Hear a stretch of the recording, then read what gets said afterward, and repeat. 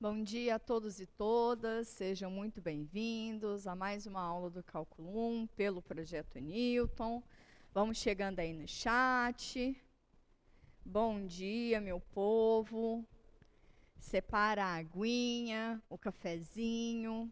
Hoje a nossa aula vai ser... Eu vou tentar fazer ela um pouquinho mais dinâmica, de certa maneira, porque o conteúdo nos permite, né? Então, dito isso, sobre o estudo dirigido, o que é o conteúdo da nossa aula de hoje? Nas semanas passadas, né, ou seja, no ciclo de atividades anterior, a gente falou de um objeto chamado integração indefinida, certo? Cujo que está definido a partir de uma família de primitivas de uma função. Lembra disso? Certo? Lembra disso? E nas semanas anteriores, a gente aprendeu a resolver esse tipo de objeto, né? Ou seja, encontrar essa família de primitivas. E aí a gente teve uma série de técnicas para resolver isso, ok? Agora, como se você falasse assim para vocês, esquece um pouquinho daquelas técnicas. Eu vou deduzir um outro objeto com vocês, chamado integração definida, tá? E aí, depois da aula de hoje, vai fazer sentido, porque hoje eu vou dar uma intuição geométrica disso, vou dar uma interpretação geométrica para esse objeto. A gente vai construir isso junto. Uma vez que a gente finalizar a aula de hoje, na próxima aula eu amarro tudo. Eu amarro integração definida com integração indefinida. Tá?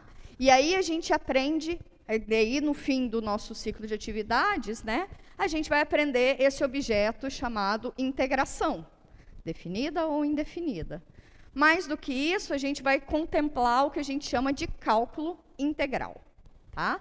Na aula de sexta-feira, o que a gente vai fazer é a conexão, na verdade é o teorema mais bonito que a gente tem no cálculo 1, que é a conexão entre cálculo infinitesimal, cálculo diferencial e cálculo integral. A princípio, a gente tem uma conexão entre cálculo diferencial e cálculo integral, né? Certo? Porque, dado a família de primitivas, eu defino que é integral, né? E primitivas dependem da derivada. Então, eu tenho essa conexão de antemão, até o que a gente viu esse momento, de conexão entre cálculo diferencial e cálculo integral. Hoje eu vou mostrar para vocês a conexão entre cálculo integral e cálculo infinitesimal, tá? E aí, na próxima aula, a gente conecta tudo isso num pacote só. A partir de quê? A partir do que a gente chama teorema fundamental do cálculo. Tá bem? Na parte 1 e na parte 2 também. Tá joia? Sim? Então, é como meio que se a gente resetasse um pouquinho aquilo ali que a gente já tem na cabeça, de pensar em primitiva de função, e a gente olhasse para uma outra definição, que é o que a gente vai chamar de integral definida. Em vários livros ou várias escolhas de professores, eles começam por aqui. Tá? Eles falam do cálculo integral a partir do cálculo de áreas abaixo de uma curva e acima do eixo AX. Tá? Eles definem por aqui, e aí depois fala de integração indefinida, depois do teorema fundamental do cálculo. Inclusive, eu já fiz assim também as minhas aulas. E dessa vez eu achei que seria interessante fazer diferente, porque o fato de vocês já terem as técnicas em mãos, vai ficar mais fácil, vai ficar mais fluido. Tá? Então, a gente, daqui até o fim do curso, a gente vai treinar todas aquelas técnicas, tá? Então, eu achei mais interessante concentrar as técnicas no começo, e agora a gente vê o que é a parada mais de interpretação mesmo, ver o que está por trás, conexões, tá bem? Tá joia? Podemos começar, então? Dito toda essa introdução, podemos começar? Vem cá comigo no quadro 1. Quadro 1, eu separei o seguinte. O que a gente sabe de cálculo de áreas? Bom, cálculo de áreas a gente sabe de regiões poligonais, não é? Certo? Então, eu sei cálculo de triângulo, de retângulo, de quadrado. Eu sei cálculo de área de hexágono, né? Polígonos regulares a gente entende legal, né? E da onde que vem isso? Lá dos gregos. Então a gente vai voltar para essa ideia dos gregos ao longo da nossa aula, tá bom? Esse questionamento, essa construção de cálculo de áreas, a gente vai remeter a isso ao longo da nossa aula. Então vem comigo.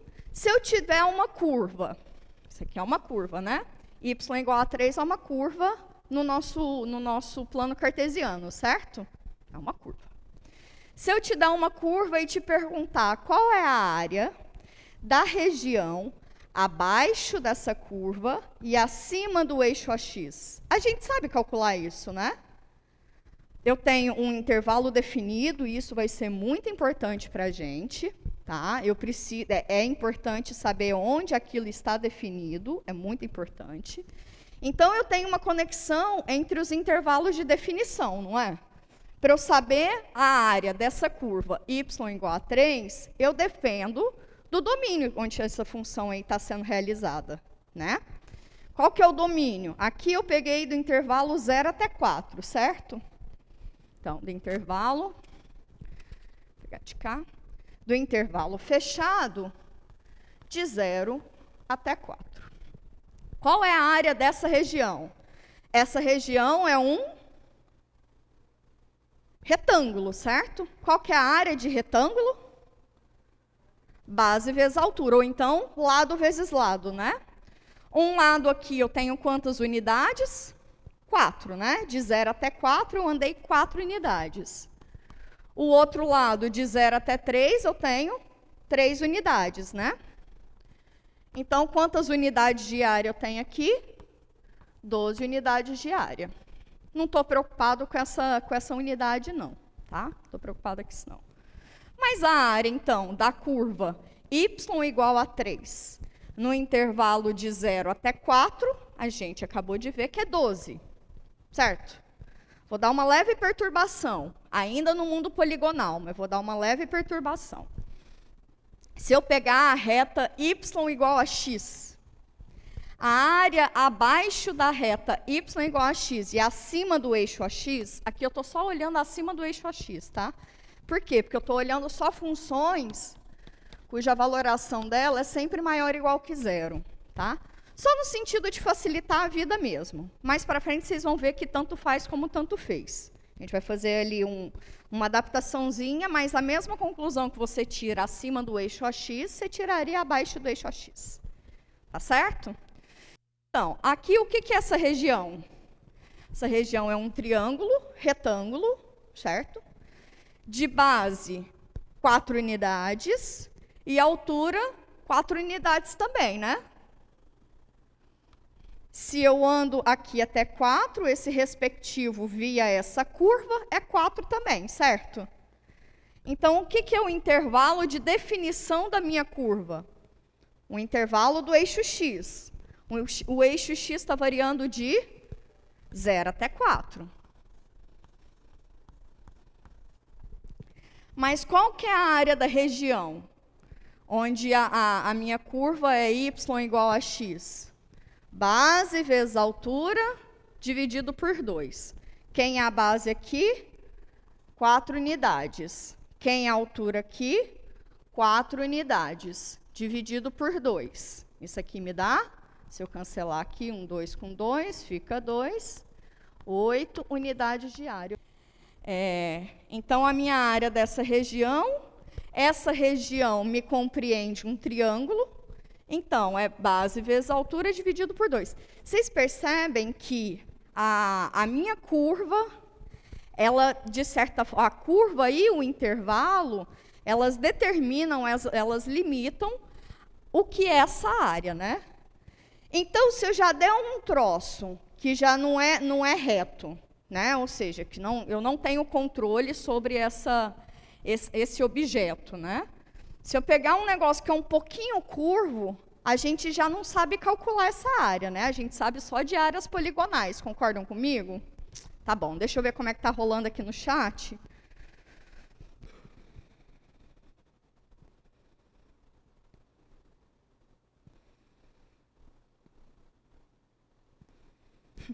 Os gregos já sabiam isso e eu até agora ainda não estou pensando para aprender, penando para aprender. É isso mesmo.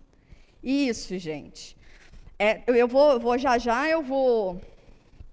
comentar, na verdade, eu vou comentar agora, qual que é essa conexão, né? O que os gregos pensaram e o que isso serviu de inspiração para a gente. Então, vamos pensar o seguinte. Quando a curva é reta, certo? Ou é uma constante, ou é y igual a x. Quando a curva é reta, eu estou no caso de polígonos, né? E polígonos, ok, a gente já tem até, inclusive, formulazinhas gerais para polígonos, lá de um passado, geometria, lá de um passado. Então, essa parada aqui a gente tem controle. Se eu der uma leve perturbação nessa função, eu já perco o controle, né? Mas a ideia, ela é induzida. Porque o que eles pensam? O que a gente pensa aqui? Eu vou calcular a área de objetos que eu tenho controle, certo? Eu tenho controle de área de triângulo e eu tenho controle de área de retângulo, tá? Então, o que eles pensaram? Lá dos gregos ainda. E para os gregos, tem um negócio que é muito interessante. Números para ele, eu acho que eu já comentei isso em aula. Números para eles estavam diretamente relacionados a figuras geométricas cuja área era aquele número. Então, por exemplo, para eles, o que significava o número 1? O número 1 era um quadradinho de lados igual a 1. Isso, para eles, era o número 1. Eles identificavam com área de polígonos. 2 era um retângulozinho de lado 1 e lado 2. 3, retangulinho de lados 1 e 3. Certo? Então, eles iam aumentando quantidades aqui. E isso aqui, o que seria esse 3? Seria acrescentar 3 vezes esse camarada aqui, concordam comigo? Juntar 3 vezes esse? Então, assim que eles aprendiam a contar, assim que eles tinham na cabeça deles a representação de um número. Assim como, eu não sei se vocês já ouviram dizer, mas algumas tribos indígenas, eles entendem, por exemplo, R$10, porque eles associam à quantidade de comida que ele consegue comprar. Eu consigo ter tantos quilos de arroz com isso. Então, cada povo, né, vai fazendo as suas associações com números. Isso aí, inclusive, é um negócio bem legal de se pensar. Tá bom, então os gregos associavam números a áreas de objetos que eles conheciam, né? Tá bom. Pensando nisso, vamos voltar para o nosso caso aqui. Então, eu tenho, no meu caso, eu vou ter uma curva.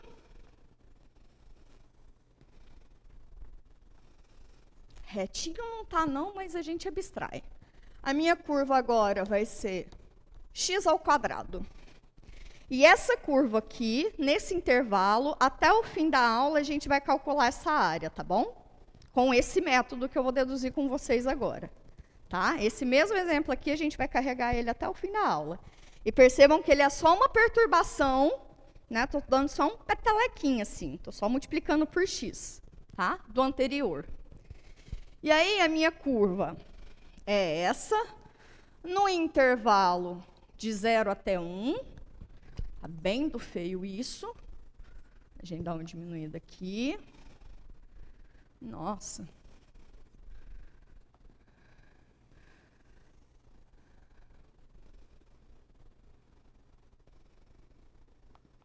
Melhorzinho, né? Tá, melhorzinho.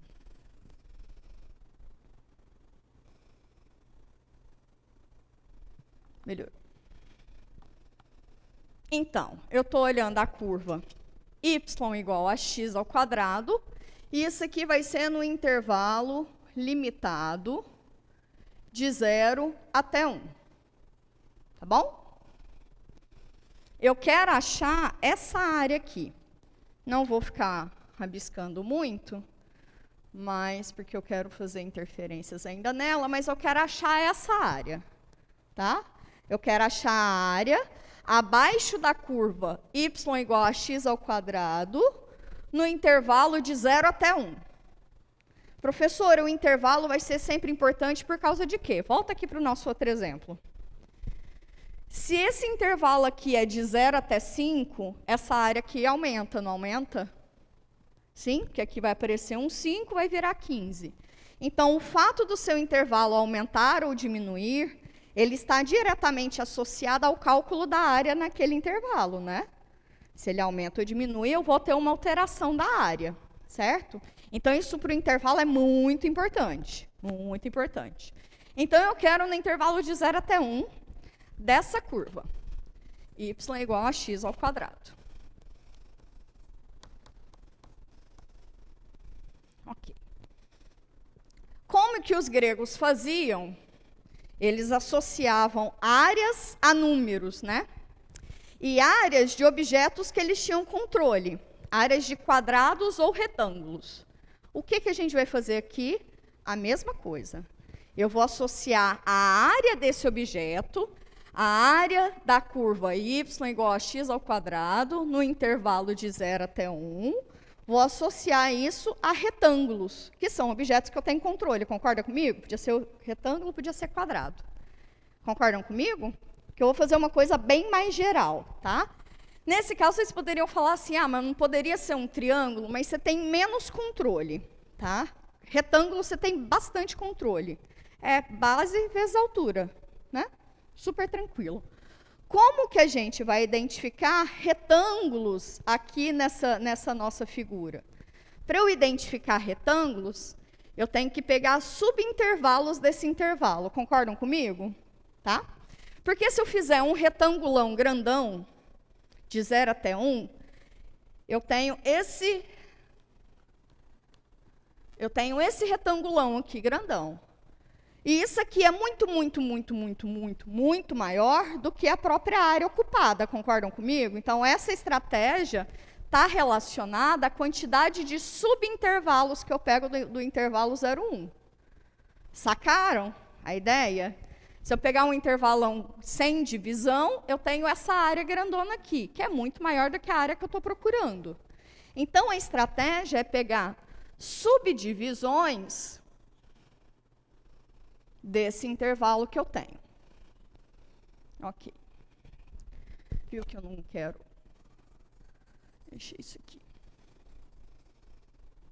Ok. Então, eu pego subintervalos. Esses subintervalos, eles podem ter mesmo comprimento ou não. Claro que para facilitar a nossa vida, a gente vai pegar mesmo comprimento, tá? Mas no sentido da definição geral, ele independe do comprimento de cada subintervalo, tá bom? A gente, para facilitar a vida, vai pegar mesmo comprimento. Ok. Para cada um desses pontinhos aqui que eu subdividi o intervalo, ele está associado a um ponto da curva, não está? Sim? Então, para esse pontinho aqui, isso aqui ficou meio ruinzinho, mas... eu tenho esse ponto aqui, não é? Vou fazer o outro aqui para ficar melhor, porque fica maior. Então, a esse pontinho aqui, que eu vou chamar de x1, esse aqui eu vou chamar de x2, esse aqui de x3. Para esse pontinho aqui, eu tenho um ponto lá no meu contradomínio que está relacionado a ele, né? Que é um f de x2, concordam comigo? É um f de x2. Para esse ponto aqui, eu tenho esse ponto aqui associado.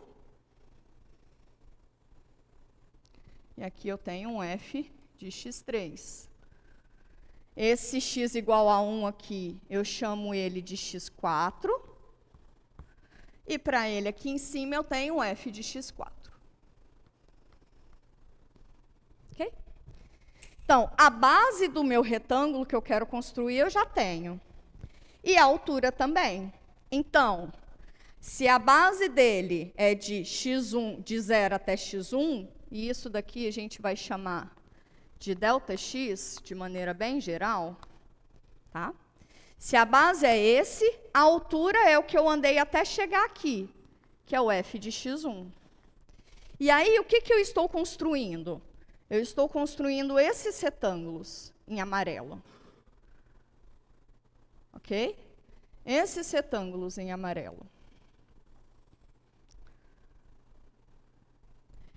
Esses retângulos em amarelo, quando eu somar todos eles, a área ocupada por todos eles, a área abaixo de todos esses vai me dar maior do que essa área determinada pela curva branca, não vai? Mas que já é menor do que aquela área que se eu pegasse só o quadradão todão, não é isso? Só o retângulozão grandão. Então, o que está por trás? Quanto mais eu subdivido o meu intervalo e pego os retângulos associados a essa subdivisão, mais próximo da área eu estou. Entendem isso? Quanto mais subdivisões eu pego, mais as áreas correspondentes aos retângulos estão próximos da área que eu estou procurando. Entendem isso? Tá. Isso aqui é sem formalização matemática, tá? É só uma discussão para a gente entender. Então, o que vai ser a estratégia? Eu vou te dar uma curva definida em um intervalo definido, intervalo fechado e limitado. Essa curva tem que ser contínua, tá? Então, pega uma curva contínua no intervalo fechado e limitado, pega o que a gente chama de partição desse intervalo. A cada pontinho dessa partição, você associa a ele um ponto lá da sua função, e isso vai determinar um retangulinho, tá? No limite dessas somas, isso vai me dar a área abaixo da curva. Falei rápido, mas é isso mesmo. Agora, presta atenção comigo no negócio. Tá. Aqui, quando eu peguei esses xis aqui, né? Eu peguei ele e a ele associei um ponto da curva, né? Esse ponto que eu poderia associar, eu poderia estar olhando... E aqui eu estou sempre olhando para o retângulo à esquerda desse ponto, concordam comigo? Estou pegando esse retângulo entre x1 e x2 e estou olhando para o retângulo determinado entre eles, né? Então, é do menor para o maior, do menor para o maior. Esse ponto que eu fosse associar lá, a curva, poderia ser um ponto do meio do intervalo. Poderia ser aqui no meio, poderia ser o ponto a mais à direita, poderia ser o ponto à esquerda, que é que nem eu faço, né? Peguei o x2 e associei o retângulo que está à esquerda dele. Peguei o x3 e associei o retângulo que está à esquerda dele, certo? Isso para generalização, isso para formalização é indiferente também. Então, é indiferente o tamanho do meu intervalo e é indiferente aonde eu relaciono esse retângulo, tá? Isso é tudo indiferente para mim. Então, formalizando não, vamos reescrever isso que eu disse. Se eu pegar, cada ΔX é o comprimento do meu intervalo, certo? Qual que é o comprimento desse intervalo? Se eu fizer uma partição contendo 4 subintervalos, cada subintervalinho aqui tem que medida? Cada subintervalinho. 1/4, não é isso? O meu comprimento do intervalo todo é 1, concordam comigo? O comprimento desse intervalo, de 0 até 1 é 1, né? Eu andei só uma unidade. Mas, como eu tenho uma subdivisão dele em 4 subintervalos, né? Ou seja, eu tenho 4 pontinhos lá, divididos. Então, cada subintervalinho dele mede 1/4, concordam comigo? Então, cada ΔX dele é 1/4. Ok. O que mais que eu sei, só olhando aqui? Como é que eu consigo identificar o ponto x1? O ponto x1, eu estou saindo de 0 e ando mais uma vez ΔX, não é isso? E aí eu tenho o ponto x1. Concordam comigo? Como é que eu identifico o ponto x2? O ponto x2, a partir de 0, ele é 2 vezes ΔX, não é isso? ok? Certo? Então, com o caso particular, a gente já tem mais ou menos o que vai acontecer. Tá? Se eu somar cada área desses retangulinhos, vamos pegar esse retângulo aqui. Tá? Esse retângulo aqui. Qual que é a área dele? A base, deixa eu chamar esse retângulo aqui de alguma coisa. Vou chamar ele de A2. Qual que é a área de A2? Base. Quem é a base? É ΔX, né? Base vezes a altura. Qual que é a altura? F de x3, não é isso? A altura dele é o F de x3, certo? Certo? Sim? A altura dele é o F de x3. Certo? Então, como para cada xi lá do seu subintervalo, você tem um retângulo associado a ele, tá? Você tem um retângulo associado a ele. Então, você já consegue generalizar a área desses retângulos. Concordam comigo? A área desses retângulos, eu consigo generalizar isso. Tá? A área desses retângulos, N para mim é igual a 4. Né? Tem 1, 2, 3, 4. Subdividido em 4 intervalinhos. Então, o SN para mim, que é a área desses retângulos, é o quê? Qual é a área desse retângulo? ΔX, que é o comprimento da base, não é? Toda base tem comprimento ΔX. ΔX vezes a altura dele, que é F de x1. Mais, qual é a área desse outro retângulo? ΔX, que é o comprimento da base, vezes a altura dele, que é o F de x2. Nesse outro, ΔX, que é o comprimento dessa base, vezes F de x3.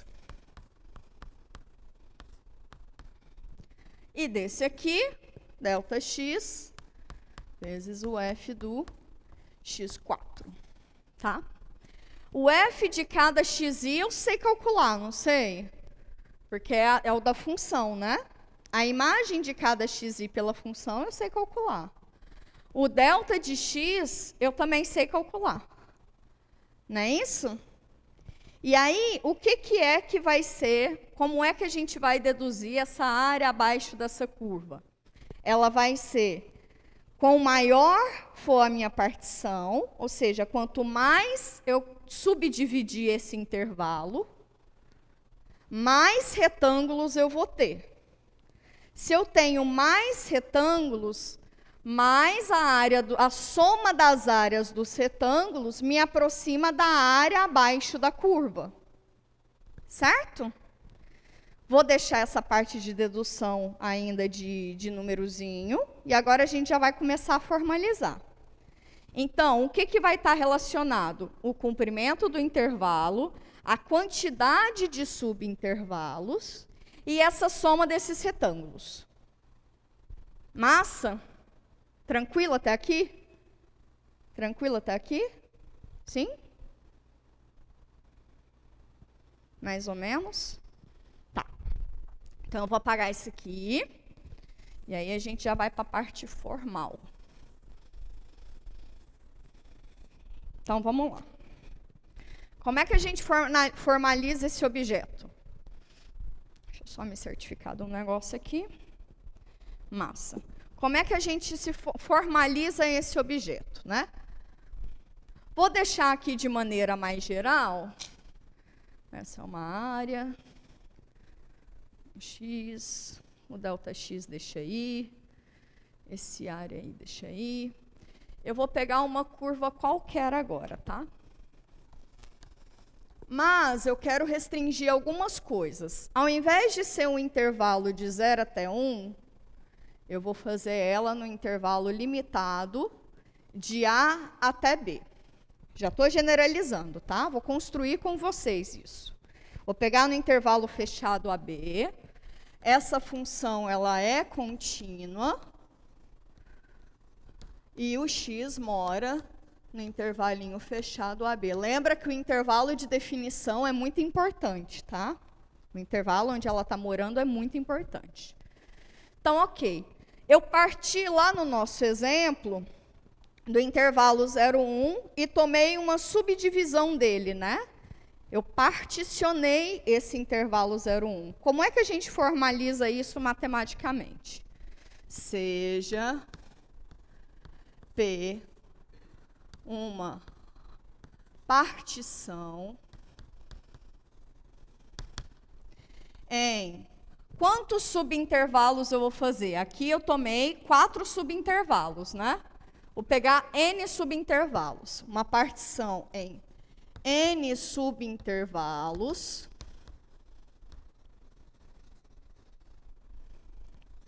de AB. Qual que vai ser o comprimento de cada um desses subintervalos? O comprimento vai ser ΔX, né? De comprimento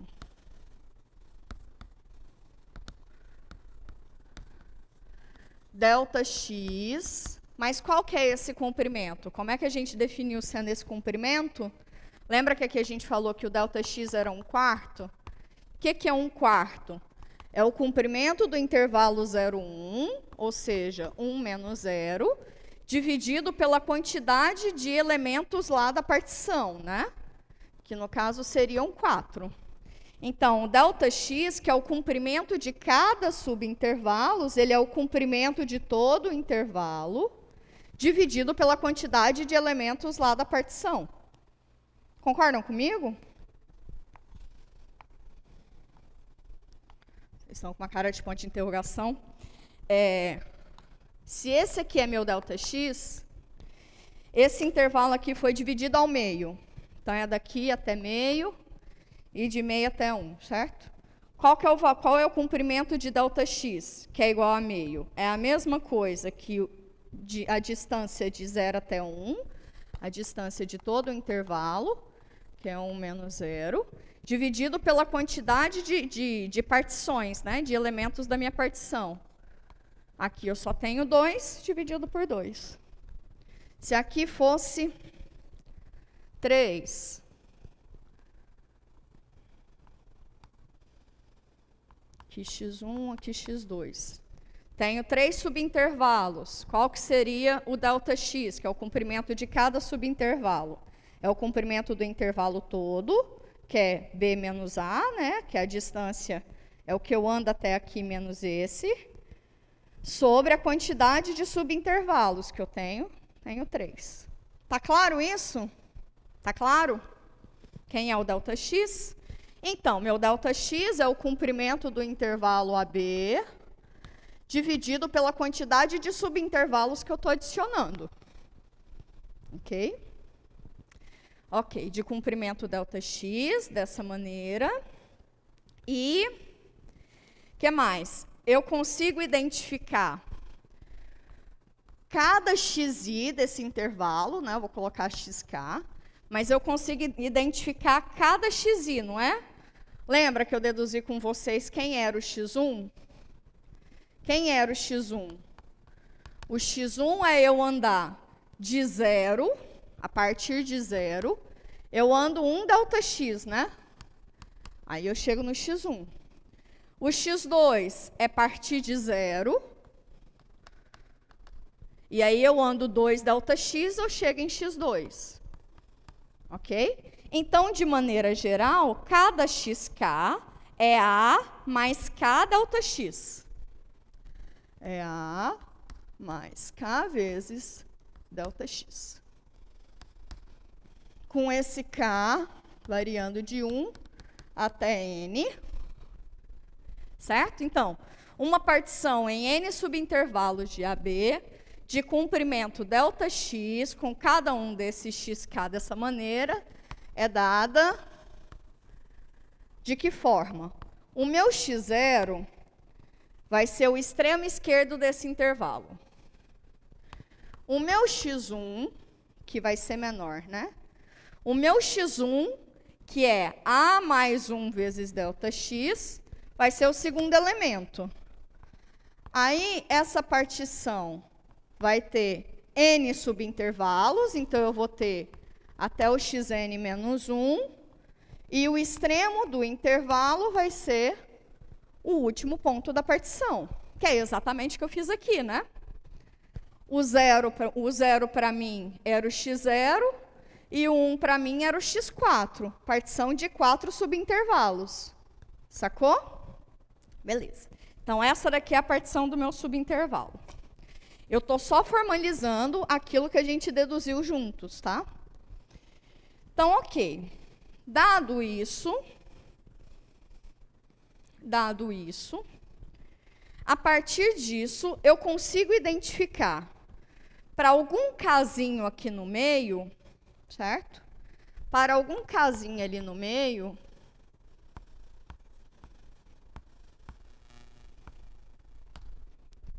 qual que é a área do retângulo determinado por ele, certo? Vamos olhar aqui para a área determinada pelo triângulo 1, 2, 3, pelo triângulo 3 aqui.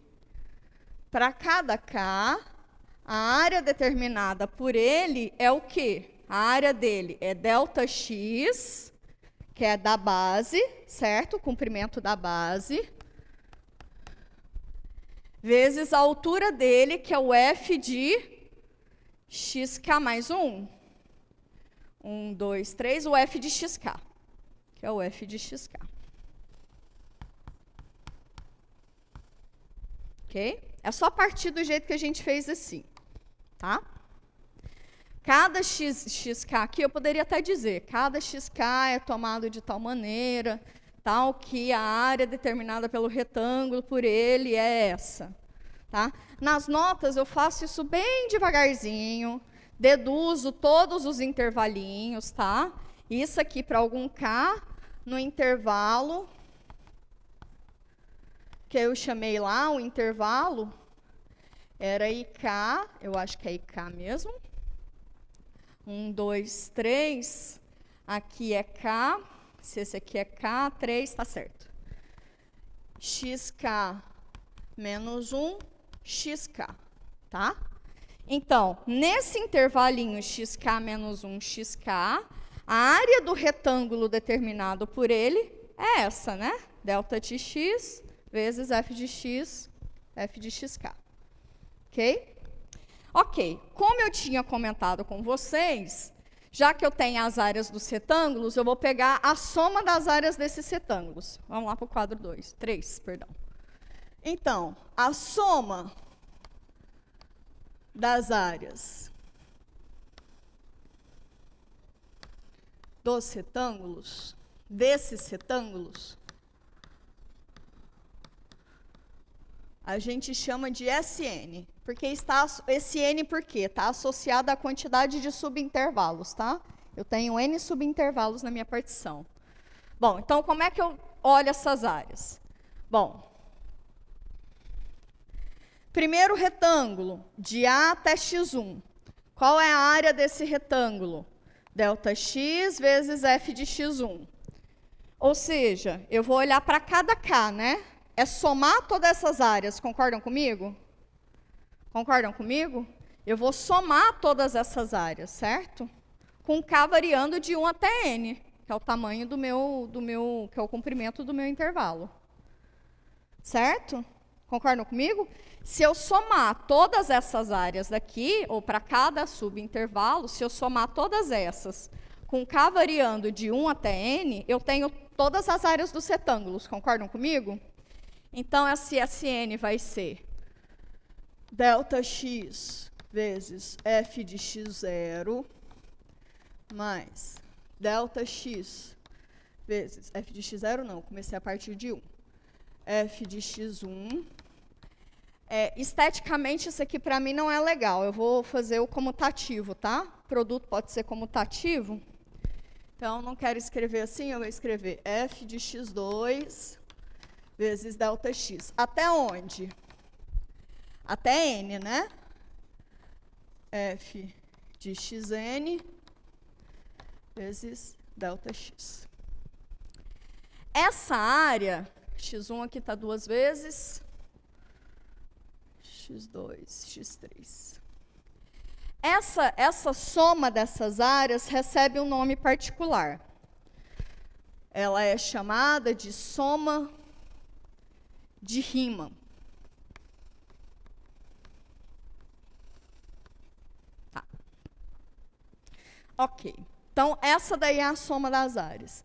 O que eu comentei com vocês? Se eu pegar a área determinada por todos esses retângulos, que está diretamente associada ao comprimento do subintervalo, se eu diminuir o comprimento do subintervalo, ou seja, se eu acrescentar pontos na minha partição, essa área aqui cada vez mais vai ficando próxima à área que eu quero. Concordam comigo? Duas coisas equivalentes. Eu posso diminuir o comprimento do meu subintervalo, mas diminuir o comprimento do subintervalo, fazer isso aqui para 0, é a mesma coisa que fazer o n estourar, não é? Quando que esse quociente aqui vai para 0? Quando esse camarada aqui embaixo explode, não é? Um número sobre algo que vai para infinito vai para 0. Então, com maior a quantidade de pontos na minha partição, ou seja, com maior a quantidade de subintervalos, menor é o comprimento do meu intervalo, ok? Quanto menor é o comprimento do meu intervalo, mais retângulos eu tenho. Quanto mais retângulos eu tenho, mais próximo da área eu estou. Entenderam a conexão? Fez sentido? Fez sentido? De novo, quando que esse comprimento aqui vai para 0? Quando o n vai para mais infinito. Por quê? Quanto maior é os pontos da minha partição, com mais eu subdivido o meu intervalo, menor é o comprimento de cada intervalo. Se menor é o comprimento de cada intervalo, mais retângulos eu vou ter. Quanto mais retângulos eu tenho, mais eu me aproximo da área abaixo da curva. Ok? Então, eu vou escrever isso matematicamente. Então, se eu fizer, na soma dessas áreas, se eu fizer o comprimento do intervalo ir para 0, que é a mesma coisa que se eu fizer o n crescer, ou seja, se eu pegar mais elementos da minha partição, mais pontos na minha partição, esse camarada aqui vai me dar um número. E esse número é a área abaixo da curva e acima do eixo AX. Que como é que a gente define isso? A gente define isso como sendo a integral no intervalo AB da minha função dada. Esse símbolo aqui significa a área abaixo da curva no intervalo AB. Ok? Isso aqui é um número e esse número significa isso. A pergunta mais natural que vocês poderiam fazer neste momento para mim: qual é a relação entre integral definida e integral indefinida? Uma é a área e a outra é a família de funções. Próxima aula, que é o teorema fundamental do cálculo. Tá bom? Próxima aula a gente fala disso.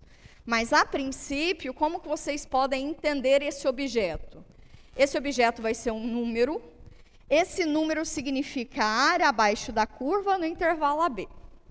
E aí, a partir de agora, e essa integral também recebe um nome, né? Além de integral definida,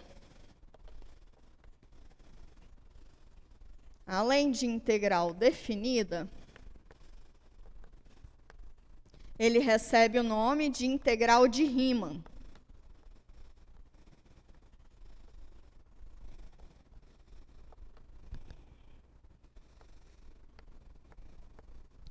recebe o nome de integral de Riemann. E aí, bom, vocês podem falar assim para mim, mas eu vou ter que fazer toda essa ginástica, toda essa construção para resolver uma integral assim? Te respondo, próxima aula. Mas hoje a gente vai partir da definição formal e calcular a área da curva y igual a x ao quadrado no intervalo 0 a 1. A gente vai partir da definição e calcular essa área, só para vocês verem que isso é zero prático. E que, de fato, o teorema da próxima aula, ele amarra tudo isso e tudo que a gente viu para trás. Tá bom? As coisas vão conversar. Até aqui, alguma dúvida? Algum comentário? Isso aqui eu poderia até colocar assim, como 2 pontinhos de definição. Por aqui, tá tranquilo? É uma dedução que a gente fez, tá? A gente formalizou uma dedução. E aí eu vou agora para o gráfico, mas precisa... Essa formalização é difícil de entender, até mais que o cálculo em si. Sim, ela é difícil mesmo. Mais próximo de zero não significa zero. Isso. Mas se o comprimento for quase zero, a área de cada retângulo também vai ficar próxima de zero. Vamos fazer uma simulação desse mesmo exemplo aqui que eu comecei, de y igual a x ao quadrado no intervalo 0, 1. A gente vai fazer uma simulação gráfica disso, para identificar um valor, e depois a gente vai fazer esse mesmo cálculo na mão, tá bom? Propriedades desse objeto, a gente vai falar na próxima aula também, tá? Que as propriedades são bem importantes, mas a gente vai deixar isso para a próxima aula. Hoje vamos entender direitinho essa definição, o que é que está acontecendo, tá? Vamos amassar esse barro. Vamos aqui para o computador, que eu deixei separado. E aí, o que acontece? Tem vocês já devem ter percebido que existem vários softwares, sites, né? Não precisa nem ser aplicativo, não precisa baixar nada, não precisa nem ter conta, nada disso. Existem vários softwares ou links da internet, de graça, que fazem simulações matemáticas. Então, tem o Wolfram, se não me engano. Como é que é? Isso aqui, se passa, vocês sabem mais que eu. Tem o Symbolab, acho, e tem o GeoGebra. E aí, people, caso vocês não saibam ainda, resoluções de integral, vocês podem fazer por todos esses softwares. Ele te dá o resultado da integral, tá? Mas aí entra outra coisa. Ah, mas o resultado da integral está diferente do que eu fiz. Derive e vê se dá certo, tá? Aí que entra, aí que é um ponto interessante. A gente tem ferramentas computacionais, tá? E é por isso que vocês estão aqui, né? Por isso que vocês estudam. A gente tem ferramentas computacionais, certo? Certo. Mas elas erram, não erram? Elas podem errar. Existe sempre um errinho ali de programação previsto. Quando que eu sei se o resultado está certo? Quando eu sei prever aquele resultado. Então, eu tenho que entender como que a máquina executou aquele resultado para chegar naquele resultado. Por isso, vocês estão num curso, tá? Tem que entender como é que a máquina pensa para saber manipulá-la. Não é isso? Por isso que as máquinas nunca vão tomar o universo. Teorema de Gödel, mas deixa quieto. E é legal, inclusive, isso. Mas, então, existem softwares que vão fazer, calcular, vão fazer gráfico para vocês, vão calcular integral, derivada, vários desses objetos de cálculo 1, com certeza, tá? E aí, então, eu vou usar agora o software GeoGebra com vocês para fazer essa simulação, essa combinação entre área abaixo de curva e essas partições, tá bom? Aí, no GeoGebra em particular, se você escreve assim, por exemplo, integral definida, GeoGebra, ele vai vir com vários pacotes que pessoas já desenvolveram, tá? Então, tem várias pessoas aí que já estão pensando em métodos de ensinar esse tipo de objeto, tá? E aí, então, você pode pegar algum desses, e foi isso mesmo que eu fiz, peguei um desses ali e vou apresentar para vocês, tá bom? Então, vamos lá. O que eu peguei é o seguinte, peguei lá, chamava, até aqui, mostrar para vocês. Vocês escrevem lá, GeoGebra, aí vocês vêm para esse objeto aqui, né, essa tela. Aí procura integral definida. Por exemplo, tá? Integral definida. Aí você vem esse punhado de material. Tan, tan, tan, tan, tan, tan, tan, tan, tan. Não é nenhum desses que eu peguei.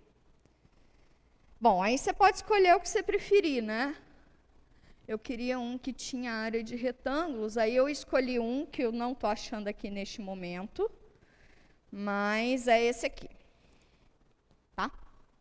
Por que que eu quis esse? Primeiro, que eu quero mostrar para vocês que eu posso tanto pegar a área abaixo da curva, que é como eu fiz, ou a área acima da curva. Mentira. O que eu fiz foi pegar a área acima da curva, né? Certo? Vem cá. Aqui no quadro 2, por favor. Eu sempre peguei a área identificada por retângulos que ultrapassavam a área da curva, não é isso? Então, eu peguei retângulos acima. Eu poderia ter pegado retângulos abaixo. Como é que seria pegar retângulos abaixo? Seria identificar com um camarada à esquerda, tá? Eu identifiquei com um camarada à direita. Então, eu peguei áreas a mais que a curva, né? Se eu tivesse identificado com o camarada à esquerda, eu teria esse retângulozinho aqui, que também dá certo. Lembra que eu disse que independe da partição, independe do camarada que você pega? Vai dar certo. Eu vou fazer com um e com o outro para vocês verem. Mas é isso, eu peguei com áreas acima, você poderia ter pegado com áreas abaixo. Tá bom? Que eu acho que é mais intuitivo fazer com áreas acima que com áreas abaixo. Então, vamos lá. Aproximar com áreas acima. A minha função aqui, tá, eu sei que está meio ruim aí para vocês verem, eu tentei aumentar, mas daí o gráfico ele destoa muito, tá? Mas daí a minha função aqui é f de x igual a x ao quadrado. Peguei um intervalo definido de 0. Vou pegar de 0 até 2 para dar mais partição, mas depois eu faço com de 0 até 1 também, com retângulos com área para cima. Esse n aqui é o n da partição. Então, se na minha partição tem um retângulo só, é esse azulzinho que aparece aqui, né? Certo? A área sempre vai ser em azul, a sua curva é essa em vermelhinho. Tá bem? Se eu aumentar para 2, eu tenho esses dois retângulos, e aí está indo com área acima, né? Exatamente a mesma simulação que a gente fez. Para n igual a 4, que é o que eu fiz com vocês no quadro, n igual a 3, vem para cá, menina, eu quero com n igual a 4. Para n igual a 4, olha aqui no meu domínio, eu tenho 1, 2, 3, 4 subintervalos, certo? É exatamente o que a gente fez no quadro. Então, eu tenho 1, 2, 3, 4 retângulos, ok? E é exatamente o que a gente desenhou lá. São os 4 retangulinhos. Aqui ele não te dá a soma dessas áreas, tá? Mas geometricamente falando, é isso que está fazendo na nossa construção. E aí, vocês já perceberam que a integral de rima é pegar n suficientemente grande, né? Então, vamos pegar n igual a 18. Vou dar um zoom aqui para vocês. A gente vai perder alguns controles. Ah, não. Que caca. Eu queria mexer isso aqui, ó, moço. Ai, mas tá bom. Mas para n igual a 18, percebam, queria dar mais um. Percebam que eu tenho retangulinhos, muito mais retangulinhos, e está aumentando, está me aproximando mais da área. Concordam comigo? Essa área dos retângulos que é azul está muito próximo da área ocupada pela curva em vermelho. Concordam comigo? Então, se eu colocar mais, coloquei só 19, só 20, 35. Está quase que só tudo risquinho em azul, né? mas ainda tem uma bandinha, vou dar um zoom aqui, vai dar meio ruim, mas eu vou tentar ajustar. Se a gente pegar só um intervalinho aqui, concorda que ainda está extrapolando, mas está bem pertinho, né? Está bem pertinho. Isso 35. 83. Ainda tem uma rabeirinha ali sobrando, né? Percebam que conforme eu vou aumentando a quantidade de subintervalos, que é esse meu N, a área que eu estou calculando está ficando mais próxima da área que eu quero calcular. Então, isso no limite, né, que não é atingido, mas no limite, isso vai ser a área abaixo da curva. Tá bem? Tamo bem? Tá, agora tá massa. Vamos tentar fazer com a área acima? A área acima. Vamos ver o que é que muda. Diminuir esse zoom, blá, blá, blá. Para a área acima, a partição vai ser de comprimento ΔX também, mas vai ser N mais 1 retângulos, tá? Tem essas adaptações só algébricas mesmo. Ok. Então, a minha mesma curva, mesmo intervalo, N igual a 1. Não tenho nada, mas para N igual a 2 eu tenho aquele retângulo, primeiro retângulo aqui embaixo. Tá ruim de ver. N igual a 1, N igual a 2. N igual a 2, eu tenho o primeiro retângulo aqui embaixo. N, a quantidade de subintervalos. Se é 1, é todo o intervalo, né? Se N é igual a 1, é todo o intervalo. Se o N é igual a 2, eu tenho 2 subintervalos, tá? Como eu quero a área abaixo da curva, esse meu x1 aqui, ele está associado ao f de x1, então somente. Acabou. Então, é essa área. Muito menor do que a área em vermelho aqui, abaixo da curva, que eu quero identificar, né? Se o N é igual a 3, tenho 3 subintervalos que me determinam 2 retângulos, tá? Se o N é igual a 4, 6, vou ter 6 subintervalinhos aqui, 6 retangulinhos. 1, 2, 3, 4, 5. O sexto está aqui muito pititico, ó. Por isso que ele é menos didático de fazer. Ele está muito pititico aqui, mas ele existe aqui. E aí, eu vou começar a aumentar, né? 6. 28. Percebam que a área que eu tô querendo está muito próximo da área abaixo da curva vermelha. Vou dar um zoomzinho aqui para vocês verem. Ok? Está ficando bem próximo, mas ainda está faltando um tequinho. Vou aumentar mais. 57. Ainda está sobrando uma rabeirinha aqui, né? Então, o procedimento é o mesmo, tá? O procedimento é o mesmo. Vamos olhar aqui embaixo, como é que está lá embaixo na curva. Quero olhar aqui bem pertinho do zero. Ó, bem pertinho de zero, olha aqui o retangulinho, que pititico. Só agora que ele está aparecendo, né? Só agora que ele está aparecendo. Tá bom? Tá claro? Foi bom isso? Deu uma juntada entre teoria e prática, né? A gente viu, a gente deduziu, formalizou e foi ver que na prática é isso mesmo que está acontecendo, né? A área por retangulinhos, ela se aproxima da área que eu quero calcular, que é a área abaixo da curva, tá? No chat também tá tranquilo?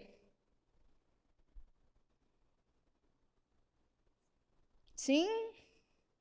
Tranquilo. Tá ótimo.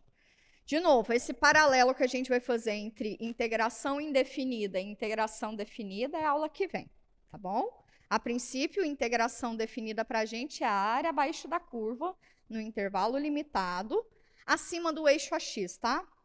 Aí, quando tiver abaixo, quando tiver área acima e abaixo, são as propriedades que a gente vai discutir na aula de sexta, tá bem?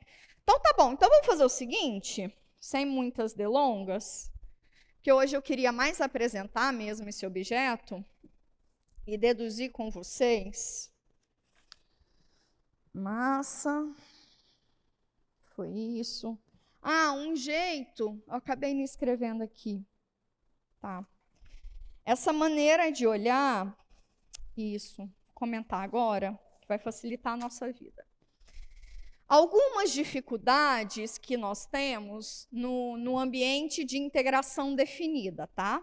E por isso que é importante o próximo paralelo e por isso que vai fazer sentido as técnicas que a gente usou antes, tá bom? Algumas dificuldades que nós temos. Quando nós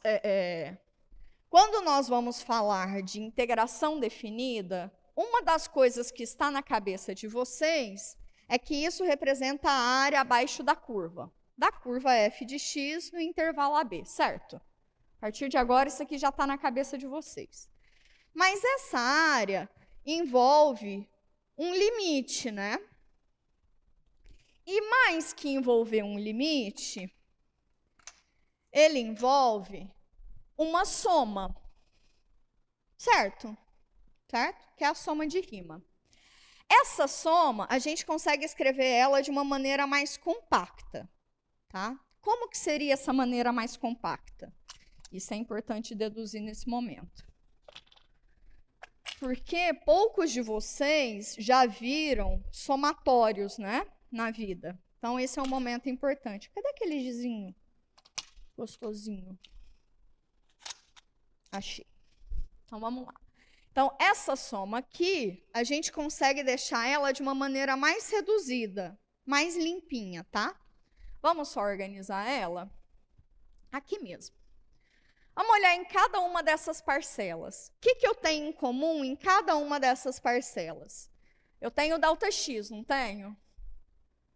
Não tenho ΔX? Tá.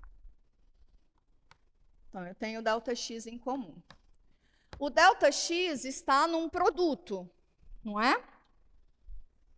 Sim? O ΔX está num produto. Produto de quem? De f de x1, f de x2, f de x3, ou seja, o f do x de alguém que está variando. Concordam comigo? O que está variando é só o índicezinho aqui embaixo do x, não é? Concordam comigo? Por exemplo, a gente pode fazer o seguinte. Então, é o f do x de alguém, ΔX está lá, o f do x de alguém que está variando, tá? E esse alguém que está variando de 1 até n, certo? Então, essa daqui é uma notação que a gente chama de somatório. Tá horroroso esse meu somatório. Nossa Senhora. Isso. Somatório de K variando de 1 até N desse produto, tá? Esse elemento aqui repete em cada uma dessas parcelas. E o que está variando é o domínio lá da minha função f, né? Ok? O que está variando lá é o domínio da minha função f. Tá? Tem outras maneiras de definir. Por exemplo, o meu xk aqui, eu peguei ele como sendo o extremo do intervalo. Esse xk, ele poderia ser um xk dentro do intervalo, tá bom? Só para facilitar a vida, eu peguei dentro dentro do intervalo. Acho que nas notas eu pego no meio do intervalo, se não me engano. Então, você já tem dois tipos de dedução. Lá aparece um xk estrela. É um camarada que está dentro do intervalinho, xk menos 1, xk. Eu poderia ter feito isso aqui de uma maneira muito mais formal, mas eu deixei isso para as notas, eu queria deduzir com vocês, eu queria construir com vocês, quero tornar a coisa mais intuitiva, tá? Então, tá bom. Então, esse camarada aqui é o que a gente chama, que é exatamente esse objeto, é chamado de soma de rima. Esse símbolo aqui, ele é o símbolo do somatório, é um símbolo do S grego maiúsculo, tá? Por isso de soma. Tem também o que a gente chama de um π maiúsculo, que é o produtório. Então, esse aqui é o somatório, esse aqui é o produtório. Tá bom? E aqui me dá os limites desse somatório. Por que eu estou comentando sobre isso? Para além de eu ter um limite envolvido, eu tenho um limite de somatório. Tá? Somatório de objetos não são objetos que são facilmente calculáveis. Em muitos dos casos, eu preciso apenas garantir a convergência desses somatórios. Tá? E aqui, a princípio, eu não garanto a convergência desses somatórios. Tá? Então, para além de envolver um limite, a dificuldade em integração definida está do fato de envolver a soma de rima, que é um somatório de funções. Somatório de funções, né? Que é um objeto meio sinistro, assim, não é um ambiente tratável, não é palatável, não é de boinha ele não, tá? Então, por isso que a gente não mexe na definição formal, a gente não calcula integrais pela definição formal, que é essa, integração definida. A gente vai usar propriedades que a gente vai ver a partir da aula que vem. Mas eu vou fazer um exemplo com vocês, construindo, né? Fazendo isso devagarzinho com vocês, para vocês verem que isso não é prático, efetivamente, tá? E o exemplo que eu vou fazer é aquele do começo da aula mesmo. Função y igual a x ao quadrado no intervalo 0, 1. Tá bem? E aí, com isso, a gente encerra a aula de hoje, pode ser? Então, beleza. Já falei muito que a aula da sexta-feira é importante, né? Então, tá bom. Que isso fique registrado.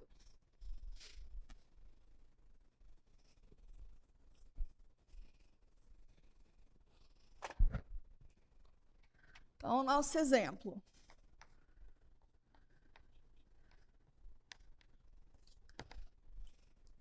Calcule a área delimitada pela curva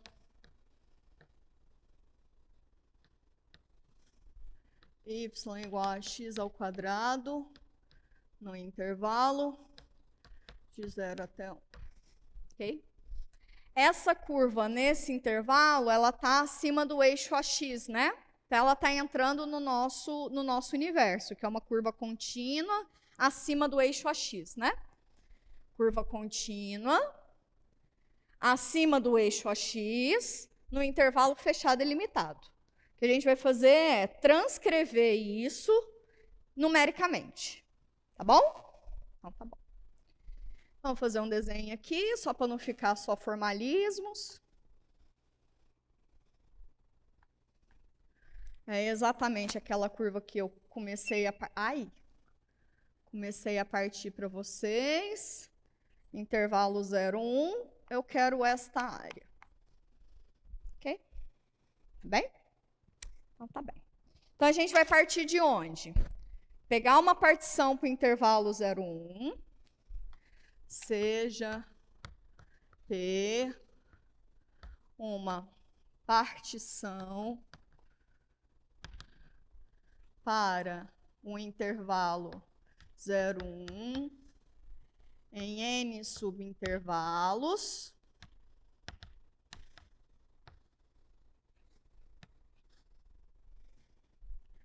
de comprimento, todos eles de mesmo comprimento, pode ser diferente, mas a gente vai pegar de mesmo comprimento, de n subintervalos de comprimento delta x. Quem é delta x? Delta x é o quê? É o comprimento desse subintervalo. Qual que é o comprimento desse subintervalo? É o comprimento do intervalo todo dividido pela quantidade de subintervalos que eu tenho, não é isso? Sim?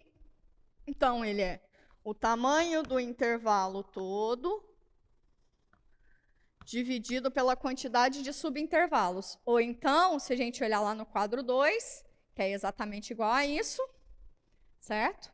Onde B é o extremo mais à direita e o A é o extremo mais à esquerda, né? Então, adaptando aqui para a gente, quem é B para mim é 1, quem é o A para mim é 0. Então, o comprimento do intervalo é 1 sobre N, certo? Certo? Sim? O comprimento do meu intervalo é 1 sobre N. Ok. Cada xi, xk lá da minha partição, ele é o quê? Cada um desses xk aqui, ele é, eu ando do extremo do intervalo até ele, a partir do extremo do intervalo, eu ando quantos ΔX até chegar nele? K ΔX, né? Ok? Ou seja, pelo quadro 2, o meu xk é do extremo do intervalo mais k vezes ΔX, né? Certo? Então, quem é o A para mim, no nosso caso lá, é 0. O K é o que está variando e o ΔX é o 1 sobre N que a gente acabou de ver. Então, o xk vai ser 0 mais K vezes ΔX.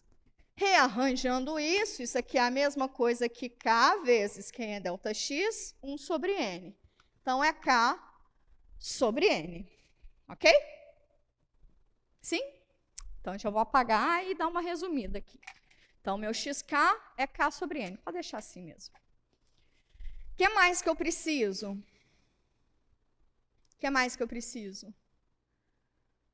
Bom, eu já posso ir para a soma de rima, né? Não posso? Né? Então, vamos lá. Então, como é que é, antes de ir para a soma de rima, como é que é a área de cada retangulinho, né? Aqui, sobe até aqui, que é o extremo. Né? Vou chamar isso aqui de AK. Como que é a área de cada retangulinho? Base, que é ΔX, vezes altura, que é o F de xk, né? Base vezes altura, que é o F de xk. Ok? Então, a soma de rima, que é a soma na partição em N subintervalos, ele fica o somatório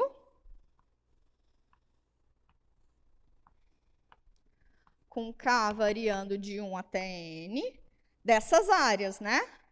F de xk vezes ΔX.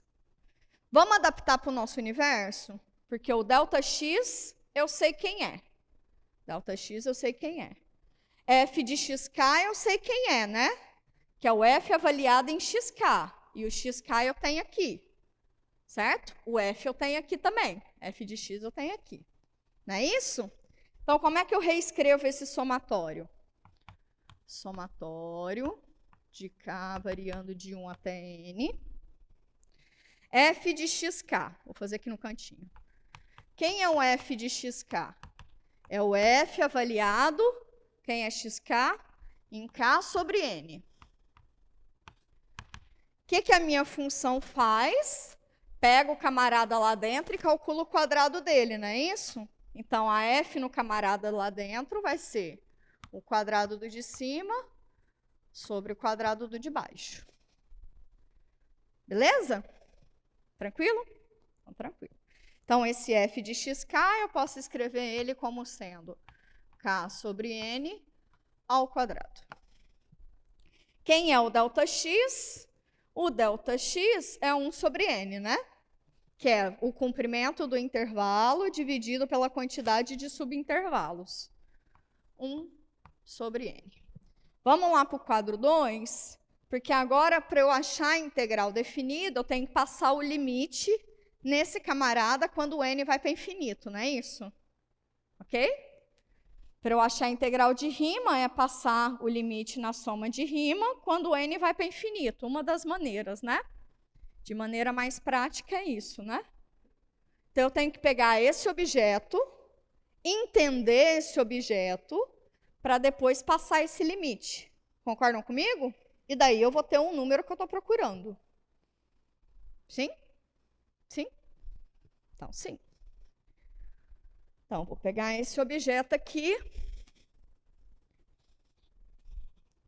Pegar esse objeto aqui e dar uma estudada nele. Tá? Vou apagar aqui.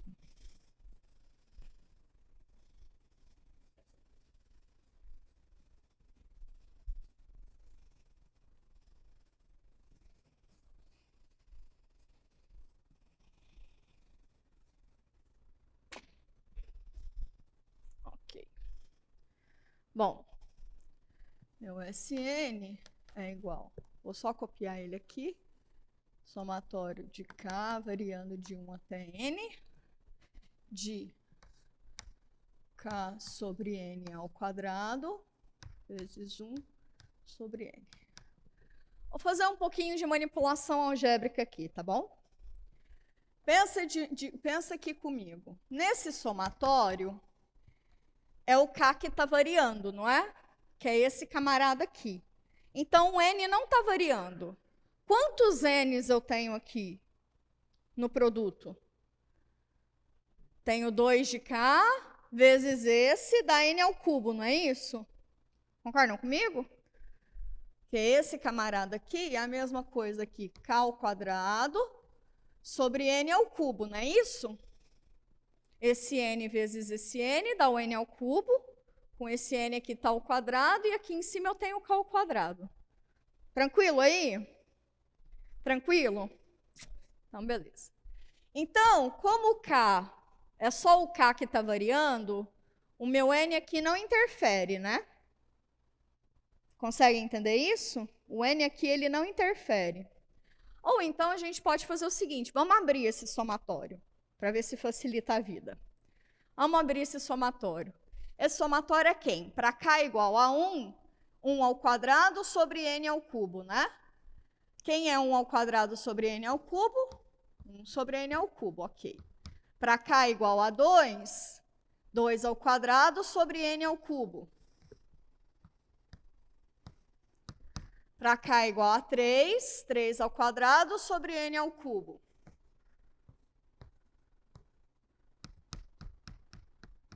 Isso aqui eu vou até onde?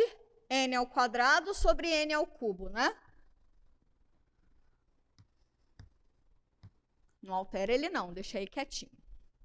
Ok? Ok. Então, concordam comigo que só o numerador está variando? Que o denominador está aí quietinho? Então, esse camarada aí é a mesma coisa que fazer N ao cubo, cubo, de 1 ao quadrado, mais 2 ao quadrado, mais 3 ao quadrado, mais N ao quadrado. Concordam comigo? Tá? Por isso que eu estava querendo colocar esse N aqui em evidência. 1 sobre N em evidência, 1 sobre N ao cubo. Então, eu estou reescrevendo a mesma coisa, né? Escrevendo de maneiras mais claras. Numa disciplina chamada Teoria dos Números, que olha bastante convergência de soma, bastante, tem um método chamado método de indução finita, que a gente consegue certificar se um somatório é convergente, quando ele é convergente, ele converge para onde, tá bom? Então, a gente não vai entrar nessa seara. Eu vou dar para vocês qual é o valor dessa soma. Essa é uma soma convergente e vai para um número que depende de n, tá? Que para cada n ele depende de n. Quem é essa soma? Eu que não me lembro, preciso me certificar.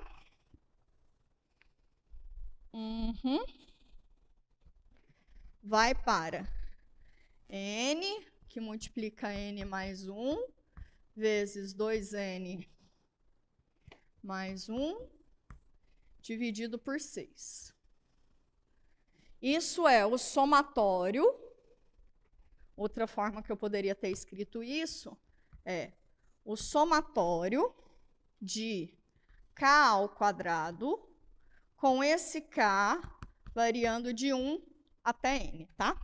Se você parte de zero, altera esse somatório, tá? Se você parte de zero, altera esse somatório. Se você vai só até n menos 1, altera esse somatório também. Tá bom? Então, para esse, o somatório de k ao quadrado com k variando de 1 até n vai para esse número. Como é que você demonstra isso? Método de indução finita. Não entraremos nessa seara. Tá bom? Tá vendo que para eu resolver uma integral definida pela própria definição, eu preciso de muito mais coisas que não é para a gente nesse momento? De novo, aula de sexta-feira, tá bom? Então tá ótimo. Então eu vou usar esse camarada aqui, e o que eu quero é passar o limite de n tendendo a infinito, né? Certo? O que eu quero passar é o limite de n tendendo a infinito. Sn em Sn. Quando eu fizer o n tender a infinito, eu vou fazer o n tender a infinito nesse produto, né? Então vem cá comigo.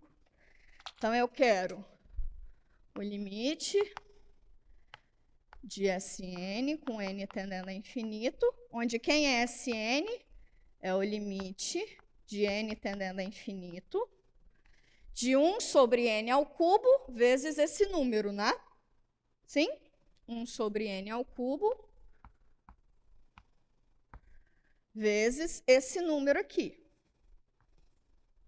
N que multiplica por n mais 1, que multiplica por 2n mais 1, sobre 6. Aí, a gente não vai gastar tempo com isso, tá? Deixa isso de tarefinha para vocês. Mas o que seria uma das várias estratégias que vocês podem ter? Vocês podem desenvolver esse numerador, e aí vai cair num polinômio de grau cúbico, né, de grau 3 também, com esse camarada aqui que é de grau 3 também. E aí, várias análises, né? Uma delas pode ser, no numerador está indo para mais infinito, no denominador está indo para mais infinito. O que a gente faz? Qual que é a técnica que a gente usa? L'Hopital. Em cima está divergindo, de baixo está divergindo, L'Hopital. L'Hopital faz o quê? Deriva o camarada do de cima dividido pela derivada do camarada do de baixo, não é isso? E aí você vai resolvendo várias vezes. Outra estratégia poderia colocar o maior grau em evidência, tá? Vou desenvolver aqui com vocês. E aí a gente vê como é que fica. Limite de n tendendo a mais infinito. Bom, esse aqui, se você fizer uma distributiva aqui de um lado, fica n ao quadrado mais n, que multiplica 2n mais 1 sobre 6n ao cubo, né? Aí aqui vai ficar apertadinho. Eu vou vir para cá. Então, isso aqui fica limite de n tendendo a infinito. Esse produto aqui, quando você abre ele, eu vou colocar o resultado final só para evitar a fadiga, fica 2n ao cubo mais 3n ao quadrado mais n sobre 6n ao cubo. Aí vocês podem colocar, pode dividir todo mundo por n ao cubo, e aí você vai ficar com um polinômio em cima. Vocês podem fazer L'Hopital, vai fazer 3 vezes L'Hopital, né? Porque quando cai um vai para um grau 4, 2, quando cai outro vai para um grau 1, depois cai de novo vai para um número. Como é que vocês querem fazer?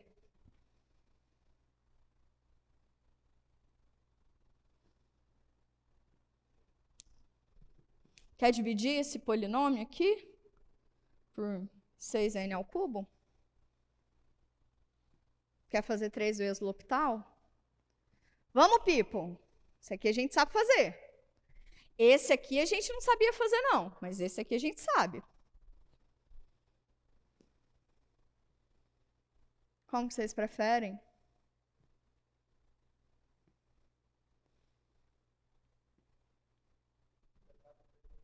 Separa pelo denominador, né? Acho que é mais prático mesmo.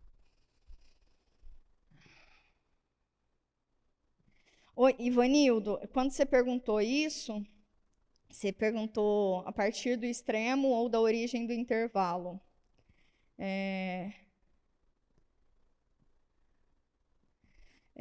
A partir do extremo ou da origem do intervalo. Então, você olha a partir da origem do intervalo, mas que é um extremo do intervalo também, né? O extremo mais à esquerda e vai até o extremo que é mais à direita, que é o fim, né? Seria o finzinho. Tá? A fronteira inferior e a fronteira superior. Bom, vamos dividir todo mundo por n ao cubo. Boto um sexto em evidência. Então, fica o limite de n tendendo a mais infinito de 1/6, tá? 2, n ao cubo sobre n ao cubo fica 2, mais n ao quadrado sobre n ao cubo fica 3, 1 sobre n, certo? Sim? Estou dividindo todo mundo por n ao cubo, né?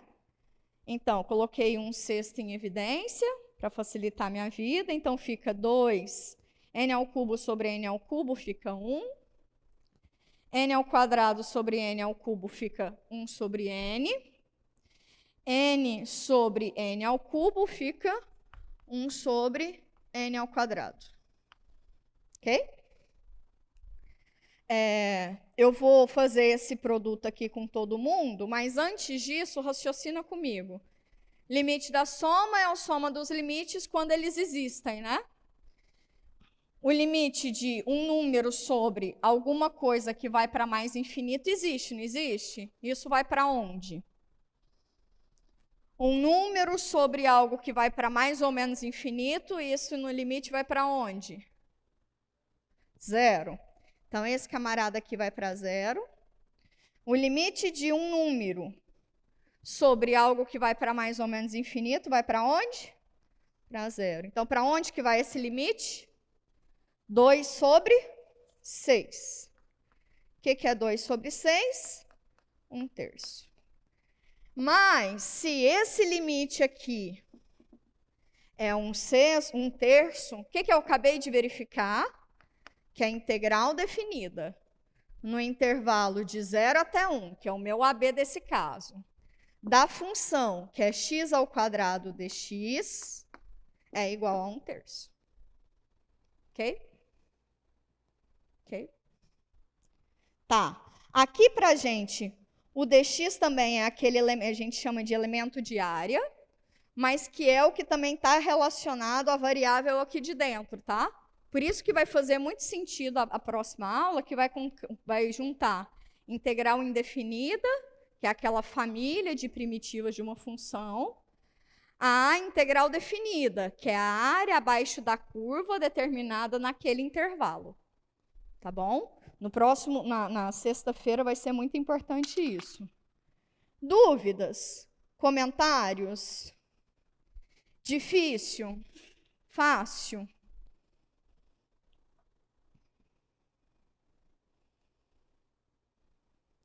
Difícil? Fácil? Não sabe nem opinar? Não sei opinar? Vai dar todo mundo uma de Glória Pires? No chat, pelo amor de Deus, porque eles aqui não estão muito reagindo. Conta para mim, difícil? Fácil? Melhor a próxima aula? Um pouco complicadinho, mas deu para entender. Deu para entender. Mas deu para entender a construção? O que eu queria que vocês entendessem aqui era a construção. E que, de fato, vai ter um grau de dificuldade por causa dessa construção. Tá? Mas que, com tudo que a gente tem até agora em mãos e o resultado da próxima aula, a gente vai concatenar tudo isso e aí a resolução vai ser sucesso. Tá? Então, o que a gente fez agora é uma interpretação geométrica que nos é dada a partir da integração definida de uma função que é contínua em intervalo fechado. Tá? Então, a interpretação geométrica é a área abaixo dessa curva, acima do eixo AX, dentro desse intervalo. Tá? A integral definida é a área indefinida do intervalo AB, é a área da curva, f de x, determinada no intervalo AB, abaixo dessa curva, acima do eixo AX. Tá bem? Qual é o paralelo que nós temos com integração indefinida? Próxima aula. Tá bom? Fiquem bem todos. Entre hoje e amanhã, um estudo dirigido, o último estudo dirigido, que é o estudo dirigido de revisão para a nossa avaliação, vai estar disponível. Precisa fazer essa semana? Nem recomendo, tá? Nem recomendo. Acho que compensa mais focar na lista de exercício, compensa mais rever as técnicas de integração, compensa mais isso. Mas já vai estar disponível, tá bom? Eu fico por aqui. Tem alguma coisa no chat para mim? Tá tudo jóia? Podemos finalizar? Deu para entender o pensamento? O cálculo na próxima aula tende a melhorar. Muito bem. Tudo bem? Tranquilo? Então é isso. Eu fico por aqui. Na sexta-feira a gente se encontra com aula teórica, tá bom? Vai ter o estudo dirigido aí, mas eu acho que vale a pena, inclusive, pegar esse período de estudo dirigido e resolver mais integrais. Usem e abusem dos nossos monitores, tá? Que eles estão aí por vocês. Então, pega alguma daquelas integrais que não ficou muito legal, que não entendeu muitas técnicas. Opa, perdão. Pega aquela lista de aquelas atividades de monitoria, resolve exercícios. Faz bastante isso, que aí na sexta-feira a gente vem e harmoniza tudo. Tá bem? Fiquem bem, então, e até sexta-feira.